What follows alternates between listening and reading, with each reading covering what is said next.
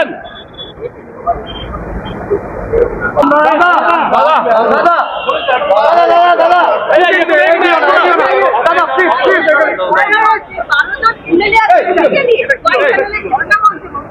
দাদা, মমতা বন্দ্যোপাধ্যায় গণতন্ত্র বাঁচাও ধর্ণা কর্মসূচি বন্ধুরা নামা একটু ওনার দলের মধ্যে হয়তো গণতন্ত্র নেই বলে মাত্র 12 জন এসছেন। দেখুন, মমতা বন্দ্যোপাধ্যায়ের দল, তৃণমূল কংগ্রেস, তাদের উত্তরাধিকারী, এই নিয়ে আমাদের কোনো মাথা ব্যথা নেই। পশ্চিমবঙ্গের মানুষ তৃণমূলকে ভুলে গিয়েছে এবং স্মৃতি থেকে মুছে ফেলতে চাইছে। একটা দুঃস্বপ্নের কালরাত্রির অবসান হয়ে গেছে। আর আমার মনে হয় এই নিয়ে কোনো আলোচনা করা উচিত নয়। তবে এটা ঠিক, পশ্চিমবঙ্গের মানুষ তাদের রাস্তায় বসিয়ে দিয়েছে। কর্মসূচি ঘিরে সারাক্ষণ বিশৃঙ্খলা ছিল।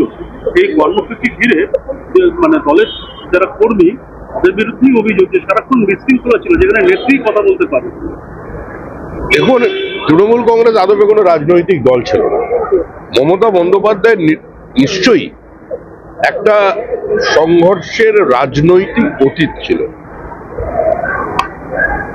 তিনি আপসহীনভাবে সিপিএম এর বিরুদ্ধে লড়াই করেছেন, কিন্তু তারপরে একটা রাজনৈতিক দল বা একটা গণতান্ত্রিক ব্যবস্থার মধ্যে সরকার যেভাবে চলে সেভাবে চলেনি। তার পরিণতি হচ্ছে বিশৃঙ্খলা। এর সঙ্গে আমাদের দূর দূর পর্যন্ত কোনো সম্পর্ক নেই। সাংবাদিকরা বিভিন্ন সময় বিভিন্ন ধরনের প্রশ্ন করেন, সংবাদ মাধ্যমে কেউ কেউ ভিউজ থেকে নিউজ বানিয়ে দিচ্ছেন। এগুলো চলবে, এটাই স্বাভাবিক। তবে আমি প্রথম দিনই বলেছিলাম, আজ থেকে 8 মাস আগে, যে তৃণমূল চলে গেছে, তৃণমূল চলে যাচ্ছে, তৃণমূল চলে যাবেই, তৃণমূল চলে গেছে।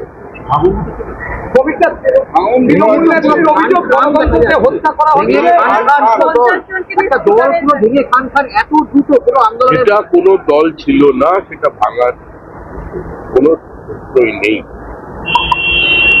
ও ভাঙবে, গড়বে, চলতে থাকবে, এরকম চলে। দুর্ভাগ্য আমাদের যে আমরা একটা পশ্চিমবঙ্গে এত বছর সাধনার পরে একটা সরকার তৈরি করলাম যেখানে কোনো দায়িত্বশীল বিরোধী দল নেই। এটা যে কোনো গণতান্ত্রিক ব্যবস্থার প্রতি জন্য বিপজ্জনক। তৃণমূল নেত্রীর অভিযোগ, তৃণমূল নেত্রীর অভিযোগ গণতন্ত্রকে হত্যা করা হচ্ছে, অভিযোগকে প্রাণে মেরে ফেলার চেষ্টা করা হচ্ছে। পার্টির অফিস খুলতে দিচ্ছেন না নাকি আপনারা? ওরা যেগুলো করেছে ওগুলো এখন বলছে। অন্যদের পার্টি অফিস বন্ধ করে দেওয়া, আক্রমণ করা, খুন করা, মিটিং বন্ধ করা, শ্লীলতাহানি করা, গণধর্ষণ করা, যেগুলো করে এসেছে তৃণমূল, সেগুলো মনে পড়ছে, মানে জানে কাহা গয়ে ও দিন।